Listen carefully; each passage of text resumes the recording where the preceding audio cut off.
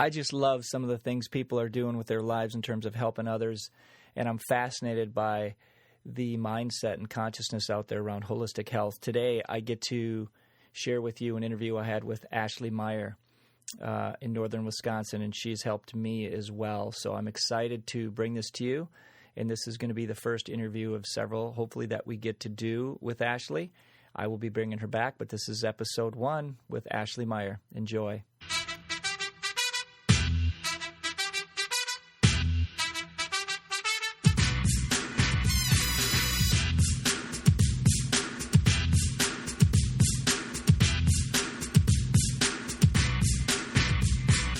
Thanks for listening. If you like the candid discussion and are seeking the truth behind the mainstream narrative, then please subscribe and share. Not only am I grateful, but those who seek the truth and wish to empower themselves and their family's health, freedoms, and future will also be grateful.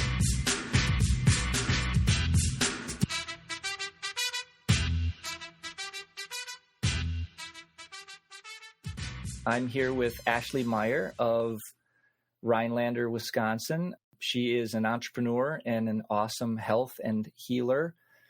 She does some amazing things up there, and she started a business years ago, which I'm not going to share anymore. I want to let her share her story and how she came about where she is, what she's doing, and why I think this is going to be of help for many of you. So, Ashley, thanks so much for being here with us today.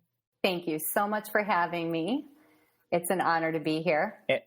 And I'm Meyer from Organique Clinic. And we have moved a couple times due to a few expansions. And actually now we're in Tomahawk, Wisconsin. And the foundation of everything that we do at Organique is the nutrition response testing program, which is an area that I happened upon a little more than 10 years ago. And I was interested and I was inspired and passionate about it, but I had no idea what an incredible future and career that I was accidentally stumbling upon. So it's just turned out now 10 years later, I look back and I'm just blown away by it. I'm so incredibly blessed to be doing what I'm doing. So cool. Very cool. So tell us did you start with your own health challenges? How did you fall into, working with nutrition and then realizing the testing process and then how to better assess folks? Yeah, actually, I would consider myself to have been a fairly or quite healthy person growing up. I would say that my parents, my mom especially, was kind of part of the crunchy movement before it was a thing or a trend. So I was always very interested in natural health and nutrition specifically, but it really didn't take form in my life until actually after I graduated from college. And I was working in the Twin Cities in my first career at that time. And I, really just started with a lot of pain, joint pain, especially knees, ankles. I was on my feet oftentimes 12 to 16 hours a day. And unfortunately, I don't want to say this in front of you of all people, in high heels. and so that just kind of began an escalation of, again, I can't say like chronic health problems, but just really really unfortunate way to feel for being in my mid 20s. And I had always done chiropractic care my whole life. And so there was a rebirth of that. And then I began doing laser therapy on my joints, which I had a lot of success in that front. But once I first was evaluated by an NRT practitioner, that is when I was able to find out kind of the missing link, what was left over that was causing my chronic inflammation. And I just thought it was actually, to be completely honest with you, I thought it was the weirdest thing I'd ever seen in my life. I thought it was just total cuckoo, right. Weird voodoo, because I wasn't very familiar at the time with energy testing. But anyway, the results for me were phenomenal. And that was kind of the first benchmark in my brain of, wow, this is really amazing stuff. This is cool. But I didn't, it wasn't anything that was on my radar as a career yet until I started to realize the inevitable trajectory of the career that I was in, leading to like nothing short of chronic health problems. You know, I was starting to see the handwriting on the wall with that, excuse me. And that is what actually opened me to considering a career change. And then truly all I can say is an opportunity dropped from the sky. And it was, I am a firm believer in prayer and intention. And, that is all I can say that happened is I kind of put it out there and boom, I got a job offer in the field.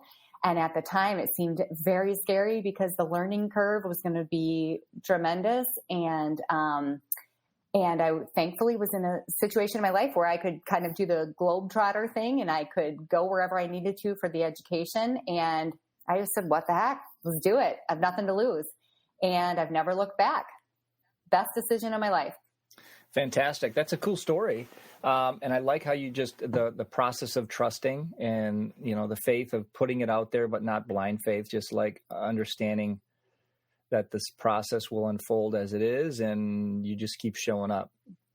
So I'd heard about you through my sister-in-law, of course, you know that part of the story, obviously. And I was going through a challenging time when I was just diagnosed, with cancer and had looked at some, like, where did this sneak up and, you know, toxify my body. And so Ashley was, she was very capable in terms of testing a couple areas. Environmentally is one of your strengths. So in testing environmental toxicity and environmental sources of toxins, which, from what I understand, correct me if I'm wrong, but you found a little niche in that realm that you're really good at.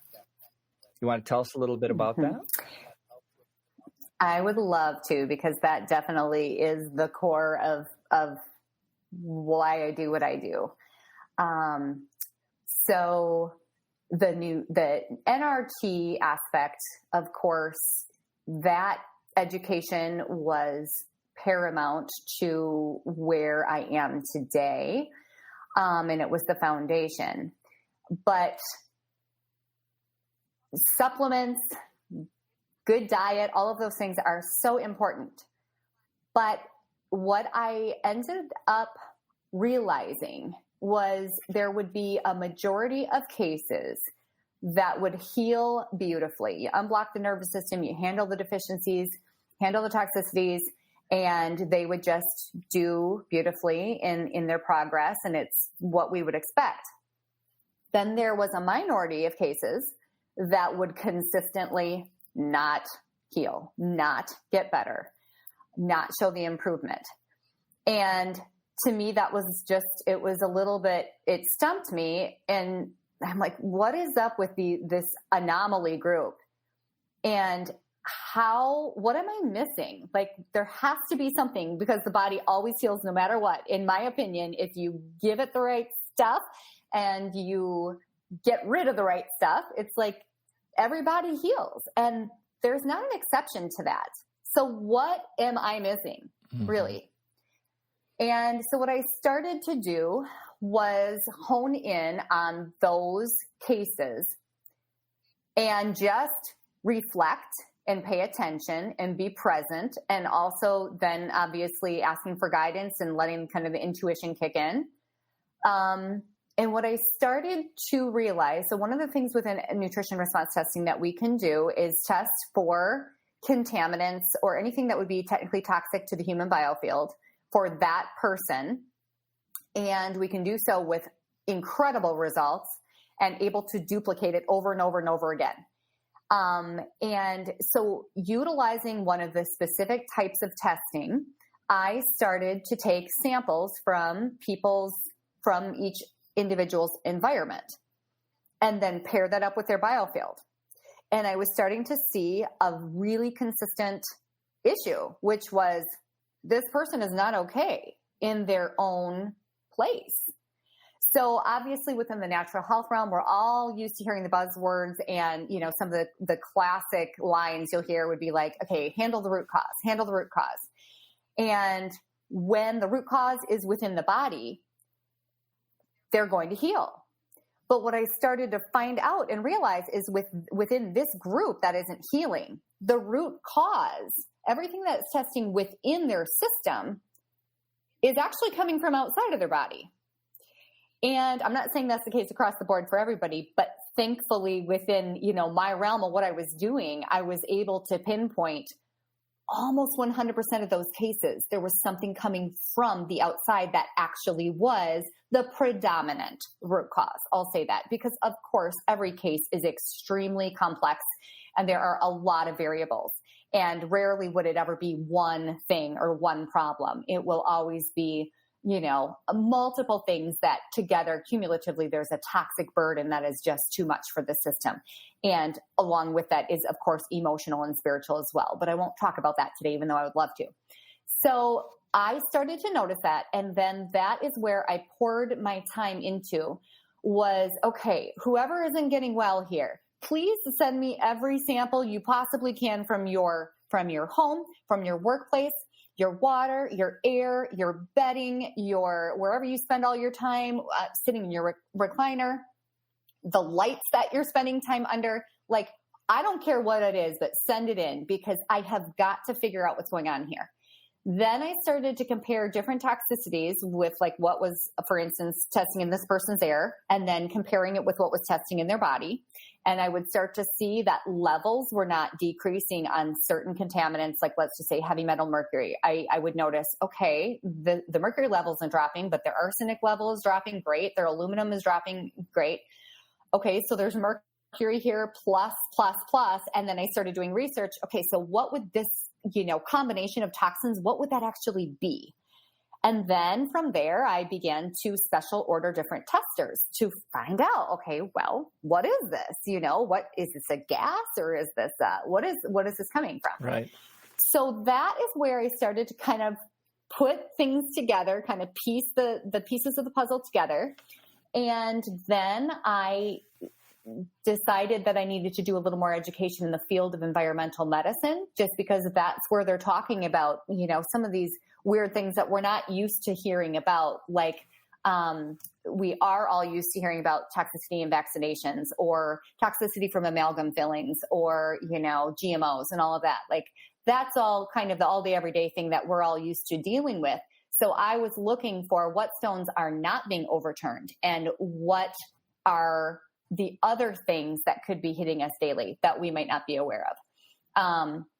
And then from there, just to put one final piece of the puzzle together, that is when I started to kind of, you know, categorize and find out, what am I seeing is testing consistently as a major issue for most people's biofields. And it's not something they would usually be looking for or hear about. But then also taking that a step further to find out what are the deficiencies associated with these toxicities. And sure enough, then I started to find, oh my gosh, this is what this person is consistently really deficient in. And even if we supplement it, at the end of the day, they're not actually really responding. And turns out it's because they were re-ingesting that toxicity from, you know, outside of their system and taking it in. And that seemed to be the difference between being able to handle a toxicity or being able to handle a deficiency or not, and therefore handling the case or not.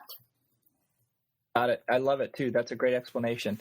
So for folks that kind of don't see where this actually exists, when you mention their lazy boy, their furniture they sit on, the environment, let's just talk something really simple, super simple that just totally doesn't hit people's radar.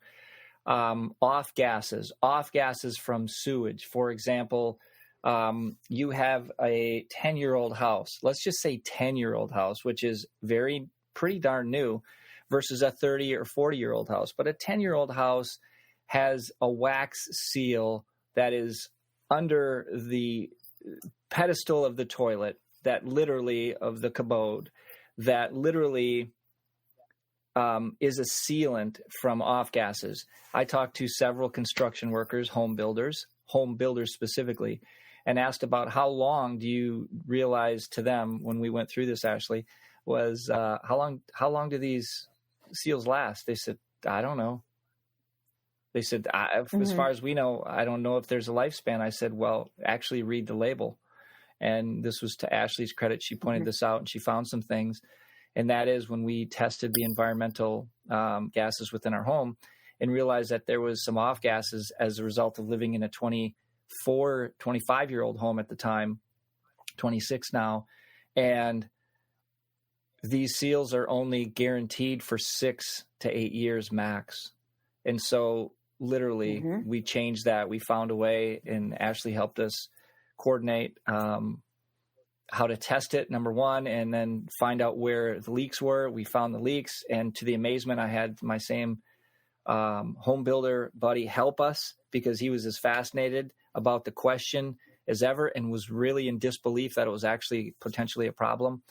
And from that point, he got to see that and is like, wow, that's interesting. I mean, just kind of shocked that that even exists. And is it really that big a deal? So it was kind of taken back, but really like got it after that point. And I literally manually made those changes myself, changed all new seals and got it squared away. And it was pretty profound to just realize how can something so simple, and how many of other Wisconsinites, let alone Americans, people worldwide living in these situations that are breathing the air, whether it be molds, funguses, in molds, as you know, Ashley, specifically, you test for many different types. I'm sure that you realize there's so many types, and people buy a home and then there's mold in it and they don't see the mold. It's been painted over and they can't figure out why they got sick, or off gases from fresh carpeting and all the gases that come with, the formaldehyde that's in carpeting, which also, I'm going to ask this question. I'm going to put this out there because I haven't stated it in any podcast previously, but in episode 44, I believe it was, with Dr. Peter Slane, we talk about what virus is, the purpose of a virus. If you haven't listened to that, folks, check it out. And the reason is Dr. Peter helps shift a perspective on how viruses serve a purpose in our body to detoxify certain toxins, right? And you're not taught... Absolutely. And you agree with that. And you're not taught that as... Yes. And so we think, oh, I have to avoid this at all costs because that's the theme, versus what if I allowed that thing in there and it just got rid of? In this case, from what we understand, the possibility is, and I'm not here giving you all medical advice, I'm asking the question so you can ask the question yourself, is that Ashley is accurate here with this. And I love it. I love the conversation. But if that virus is coded for formaldehyde, which you say, where does that come from? Ashley, you want to tell them where formaldehyde comes from? Oh, man. What doesn't it come from, right? We're all familiar with, the classic places like diet soda, aspartame and ingestion of fake sweeteners and things like that. But formaldehyde is in sewer gas, for one thing. It's in a lot of new construction. It's in stains. It's in paints. It's just that kind of classic smell. If you walk into a new building, how do you know it's new? It's that smell. That's formaldehyde. And it's usually in carpeting, fire retardants, in mattresses, and in new chairs, in couches. Literally, I find formaldehyde testing in almost everything. A lot of toxic dental, if you're not with a biological dentist, of course, and some of the dental materials that they use.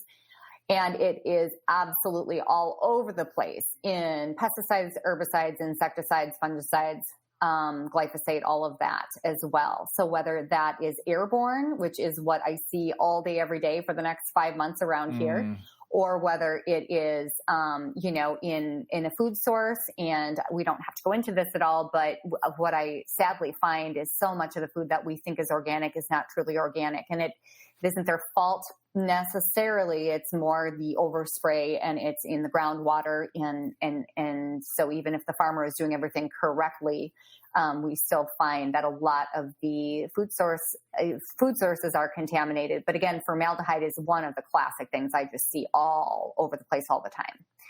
So, and I see a lot of correlations with migraine headaches and aura migraines and things of that nature, a lot of brain-related conditions. But by the way, also water, groundwater, well water, if you're in an area that has a lot of glyphosate overspray and so forth too. So, yeah, that's huge. I appreciate you sharing where you see that in folks too. And I'm sure you get this all the time. People are, looking for a simple answer. Hey, Ashley, what can I take? Hey, Dr. Wade, what should I be taking vitamin wise? And if I don't test them, I am not helping them, because it's a very individual thing. And we look at it that we don't blanket a recommendation onto folks and just say, yes. I mean, there's basic things you can benefit from: vitamin C, vitamin D3, blah, blah, blah. But in the ratios and proportions that you need, or even the type with methylation that you need, is truly essential. What's the most cost-effective, most affordable, and portable way to get into infrared sauna technology? Therasage360.com. Use code FSDW360 for your discount today. Delivering results that last. So I want you to talk about what you obviously, I opened a can when you started talking about your environmental stuff. That was great. You just went into it. Mm-hmm. What else do you want to share that you see as patterns, like with folks that you touched on something with organic food? I had a patient recently just tell me, Doc, how do people afford? How can people afford to buy organic food? What's your take on that question? Because I see, obviously that's true. It's a little more expensive. It is more expensive, but where is that? What's your take on the value of food versus where that's going to put them in their healthcare? And then now knowing that even our organic food has gotten toxicities in it. Mm-hmm. Well, here's the deal, and I don't mean this disrespectfully, but it's like, well, how can you afford to be sick? I mean, and while saying that, I definitely get that, and I totally respect that it is not inexpensive to eat well sometimes, but at the same time, there are certain places that people can shop, and they will be really surprised that their bill doesn't come out to be a whole lot more expensive when they're eating really nutrient-dense foods. I'll put it out there right now. One of my favorite places is actually Aldi, because of their standards. They kind of, not across the board, but in their organic lines, they kind of are respectful of the European standards, which are way higher than those in the United States. And what I find is there are a lot of foods there that are actually pure, and they might be a fraction of the price as what you may see at somewhere like Whole Foods. Now, I apologize if I'm not supposed to actually be mentioning brand names or stores. You're good. But it's like it does not have to break the bank. I have a lot of clients that would not be considered, they're not wealthy necessarily, but it really comes down to the priority. The other thing I'll say is a lot of the new clients that I see coming in here, they come in with a suitcase load of supplements. I mean, they have been everywhere and done everything, tried everything. And they usually have a ridiculous inventory of supplements, half or more than half of which are not pure. And they've already spent all the money on it. And that's why one of the biggest things that I advocate is let's clean up your food sourcing. Let's clean up your environment first, because you're going to find you need a fraction of the supplements that you used to in the past just to function and to feel well. But more importantly, if you're taking a supplement, at the very least, make sure that it is pure, because you might think you're taking this fantastic liposomal vitamin C, and then we find out there's mercury in it. And it's like, well, how does that happen? I don't have enough time for that. But the point is, if you're taking mercury daily, you're not receiving the benefits that you might think that you are. And that gets really spendy. So if you're able to, again, filter the toxicities that are causing the deficiencies first, then you find that you don't have to take nearly as many supplements to be well and to function well. So that, again, sorry, I take it right back to environmental, but that is the way that I see it. So, and the other thing I want to mention then from a nutritional standpoint is I usually find that a lot of people are taking kind of the same thing over and over and over for weeks or months at a time. And when the body is correctly absorbing and assimilating, typically unless it's, an herbal or something that's kind of for long-term chronic healing, usually the system should be shifting and changing, and you should be able to verify that, the nutrients are going in and it should correct the deficiency. And then the next step might be a cofactor deficiency. So you're kind of shifting to a different supplement to handle the, kind of what's later on the assembly line. But rarely do I find that somebody needs to consistently supplement the exact same thing long-term. And if they do, again, usually we're missing something in the environment if that happens. That's a good hit. That's a great hit on multiple levels. And I would agree. There's no apology necessary in that. And it does come back to environmental. It comes back from recognizing that there's multiple sources. So absolutely, like it's going to be some environmental. It's probably going to be some spiritual and metaphysical. It's going to be some structural. And to find... Well, and structural. Yeah, I was going to say we've left out structural because you're who you are, and that's kind of a given. But in the testing that I do, one of the primary categories I test for is a structural block to the nervous system. And if there is a subluxation that is, testing against the liver, it's like I could give this person supplements all day long every day. And at the end of the day, the liver is not going to get up to full functioning on its own if we don't handle those subluxations. So in that case, I'm not the person for the job, but I'm going to send them over, to the chiropractor and get that part handled because it's body, it's soul, it's spirit, it's physical, emotional, spiritual. And when it isn't something that is going to get fixed with supplements, which is how I see a subluxation or a primary dental root cause, or a scar block in the nervous system, or environmental, food sourcing, whatever. It's like that you want to handle the problem from the true root cause, because the body will then, of course, the nervous system will unblock and it will get back to healing. Yeah, it's powerful. And that's why, with respect, I also see that visceral somatic response as well as the somatovisceral, meaning the organ system, for those listening, triggers the organ system deficiency and or struggle or inflammation can trigger the spinal reflex and continue to throw that spinal level off. So to that point, it's a two-way street, which I recognize as well. So if I'm clearing subluxations, but they're not holding and stabilizing, I'm asking that next level question too, as to where does this organ area or this system or this tissue continue to refire and re-trigger this subluxation pattern. Now we're talking about the loop that needs to be corrected from multiple standpoints, and back to physical, back to the toxicity of the environment. If I continue to consume this thing that I think is good for me and I come back and I'm like in the same rut, we're going to have a deeper conversation. Where is this other thing? So asking the quality of the question, and that's what I find that you did, is like, okay, this body's a natural healer. That's our premise. It's intelligent. So, and then you just, okay, if it's not healing, wait, where am I missing something? And then you'd look deeper. So, because you are like, you are then. Yeah. I want to add, can I add one more thing too? Please. Because I talk about, I'm really big on water, of course, and quality water and being pure and structured and all of that. But one thing that I also tend to see is in a case, especially let's say with a kidney or an adrenal case, where they might have pure water, whatever form they have chosen for purification, but pure water does not mean optimal for that person's biofield.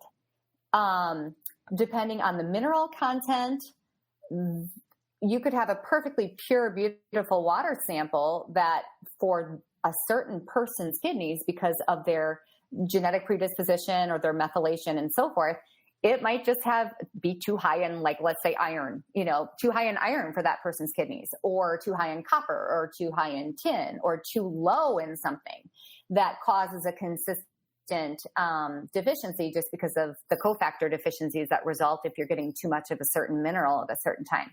So that would be another example where I consider that to be an environmental issue, but we wouldn't usually flag it because your water is filtered. You know what I'm saying? So it's like, well, it couldn't be the water because we've already handled that. It's like, well, what about the water though on your personal biofield?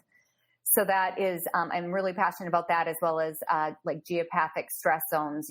Again, we're all familiar with the 5G conversation and the harmful effects of EMFs, but geopathic stress zones tend to be something that I, at least in my experience, tend to be missed. And the radiation levels, really coming from the earth, and how that can affect a person, especially, a thyroid or adrenal case. So those would be just additional things I wanted to throw in there, is kind of, a way to think that, we usually would think pure water is always good for you, or the earth is always good for you, but there can be an exception even to that. And the only key is just finding that out. And then there are ways to harmonize or fix or filter all of these things. Yes, that's a great point. It's thinking we're doing something right, like buying organic this or that, and thinking it's just clean. So we rule that out when we don't take the individual into account as to what they're able to and not able to. And it could be as simple as taking a B vitamin and just, this is an easy example because there's many folks that take the synthetic Bs, as you know, and they buy them and they feel like, hey, I already got that. And I'm like, maybe that's part of your problem, but we don't know until we test. And that's what you do. You do that testing. So that's what's awesome. Tell people where they can find you, Ashley. Okay. So our website is livingorganique.com. So Organique is the French word for organic, and it's spelled just that way. And then on Facebook, we are Organique Clinic. And again, we're in Tomahawk, Wisconsin. I do have many programs that are via a distance as well, though. But our physical location is northern Wisconsin. Okay, I just posted those two in the comments. So those... And I already corrected my mistake as from Rhinelander to Tomahawk. Organique Clinic, Facebook, also livingorganique.com. I appreciate you. I appreciate what you're able to do, how you've helped my family up north as well. So thank you. And I think we're probably going to have thank you so much. Some more conversations about maybe some of these other areas. We bring in some of the spiritual. We can bring in the next few weeks, I'm going to be posting and conversing on several notes about, I want you to tell people about your clinic, though, and also what you do there. And we can talk about detoxification. We can talk about what we're doing for EMFs and how, as 5G comes in, I just found out I have some connections with folks that work for TDS down here. And they worked on a tower that's close to my office. And I asked them, I said, can you tell, is it live? And they said, no, it's supposed to be September. And then I said, can you tell us when it goes live? Please, I want to know. It's close to our office. So it turns out, apparently it's live, and it went live a week ago or so. So we are 5G there. And I harmonize in my office. I harmonize on my body. I harmonize my home, but I don't know if many people are aware of that. So maybe you and I can continue this conversation at another point here upcoming, and given the time and your willingness, and we can talk about some of that too, and some strategies that you've done. And then how do people get right? How can they get help? And so reach out to Ashley. She'll help if she can. I appreciate you again. And thanks for your time today. Thank you so much, Dr. Wade, for having me on. I really appreciate it. You bet. We didn't even get a chance to talk about your new babes, your kids, your two little guys. That's for some future episode on kids, but they're both happy, healthy, chunky, and sassy. So there's the update on my kids. Well, and that could be a great conversation. I see a lot of kids in my office, and it's important. But as you go through this, seeing your little guys grow up and why healthy and chunky are good things, and why that brown fat is super good. So. Awesome. Well, thanks again so much. And thanks, folks, for watching. Share this if you know somebody who needs help. And you know where to find Ashley in Tomahawk, Wisconsin. So until next time, be well.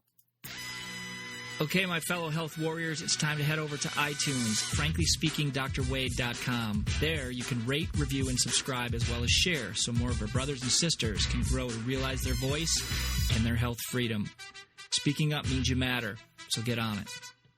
This podcast is for information purposes only. The statements or views expressed are not medical advice and are not meant to replace the advice of your medical doctor. This podcast, including Dr. Wade Anderson and his guests, disclaim responsibility for any adverse effects you may experience from the specific use of information contained herein. Opinions of guests are their own, and this podcast does not endorse and accept responsibility for statements made by guests. This podcast does not make any representations or warranties about the guest qualifications or credibility.